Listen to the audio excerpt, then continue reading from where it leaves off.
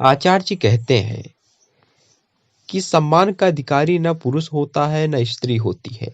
इज्जत न आदमी को मिलनी चाहिए न औरत को मिलनी चाहिए, न नर न नारी, किसी को नहीं। क्योंकि ये सब तो देह के नाम है ना, लिंग के नाम है ना। लिंग का निर्धारण तो जन्म से ही हो जाता है। जन्म में आपने क्या करा है जो उसके लिए आपको इज्जत मिल जाए। जब आप कहते हैं स्त्रियों का सम्मान होना चाहिए, स्त्री तो आप जन्म से ही हैं और अपने जन्म में आपने तो कुछ किया नहीं था, तो आपको किस बात का सम्मान मिले। इसी तरीके से जो पुरुष हैं वो पुरुष तो जन्म से ही हैं। अचानक बीच में अपनी यात्रा में तो बन नहीं गए कि 5वें साल में उसने कुछ ऐसा करतब कर दिखाया कि वो पुरुष बनने का हकदार कहलाया।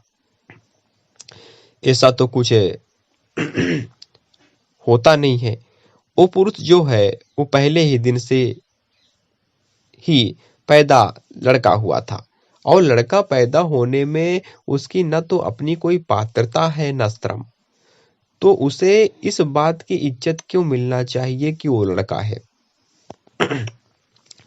लड़की को भी इस बात की इज्जत क्यों मिलनी चाहिए कि वो लड़की है। ये बात क्या है।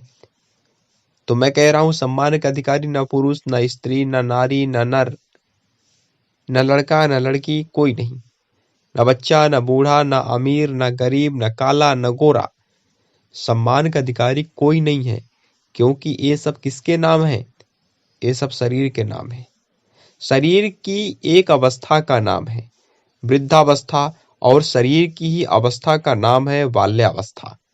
शरीर का रंग गोरा तो आप गोरे हैं, शरीर छोटा तो आप छोटे हैं। इन सब बातों पर क्या इज्जत और कौन सी बेइज्जत। इन सब बातों पर अगर इन्हें लग गई तो बड़ा गड़बड़ हो जाएगा।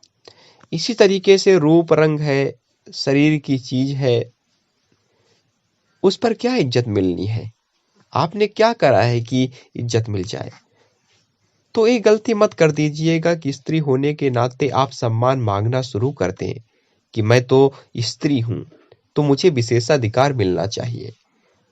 कोई एक्स्ट्रा प्रिविलेज, अतिरिक्त विशेषाधिकार नहीं, कोई विशेषाधिकार नहीं, कुछ नहीं। जैसे पुरुष को नहीं मिलना चाहिए वैसे ही स्त्री को भी नहीं मिलना चाहिए, चेतना को मिलना चाहिए। आपने पहली भूल वही कर दी जहां आपने अपने आप को स्त्री बोल दिया।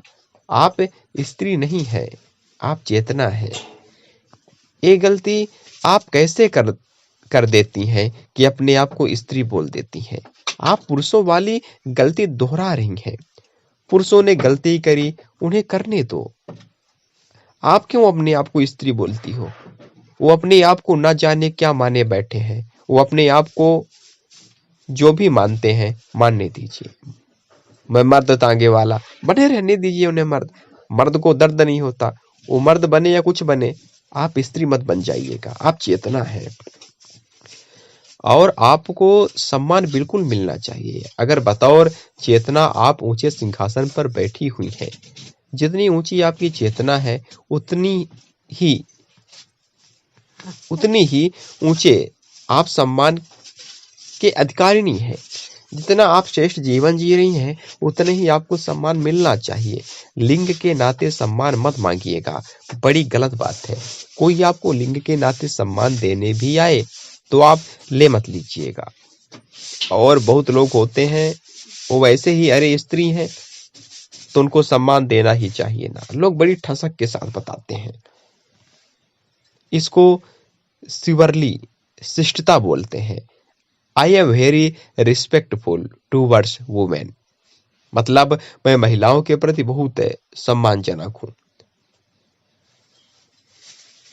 भाई, और अगर वो अभी किसी की जेब काट करके आई है तुम तब भी रिस्पेक्टफुल रहोगे। नहीं पूछ रहा हूं, स्त्री किसी की जेब नहीं काट सकती। नहीं पूछ रहा हूं, स्त्री किसी की जेब नहीं काट सकती।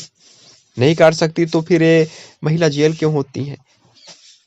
नहीं काट सकती तो फिर ये महिला जेल क्यों होती है? स्त्रियों के लिए कैद खाने क्यों होते हैं? अगर सभी स्त्रियां सम्मान की ही पात्र हैं तो उसको क्यों फांसी दी जाती है?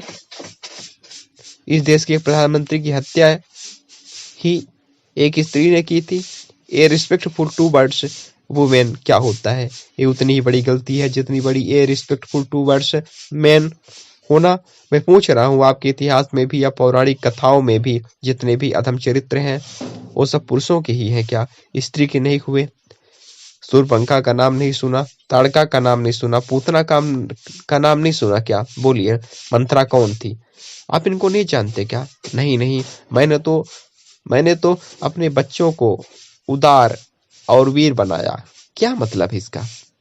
कोई शूर्पणखा आ गई है और वो इसी लायक है कि उसकी नाक काट दी जाए तो लक्ष्मण ने काट दी, ठीक वैसे जैसे खरदूषण को मारा था। भैया खरदूषण मारे गए, बहन शूर्पणखा की नाक कान कट गई। उसके बाद भैया कुंभकर्ण और रावण भी मारे गए, क्योंकि इनमें लिंग भले ही अलग अलग था, चेतना के तल पर सब एक जैसे थे। स्त्री को या पुरुष को नहीं मारा जा रहा, गिरी हुई चेतना के एक मनुष्य को मारा जा रहा है। स्त्री पुरुष हटाइए ना, इंसान को इंसान की तरह देखिए, देखना सीखिए। क्यों व्यर्थ के विभाजन खड़े करते रहते हैं? आत्मा एक है और किसी भी मनुष्य का मूल्यांकन बस इसी आधार पर होना चाहिए कि वो कितना आत्मस्थ है। चेतना की ऊंचाई को ही आत्मा कहते हैं। जो जितनी ऊंचाई पर है वो उतने ही सम्मान का हकदार है। आचार्य प्रशांत और उनकी संस्था हम सबके कल्याण और विश्व के उत्थान के लिए प्रयासरत है।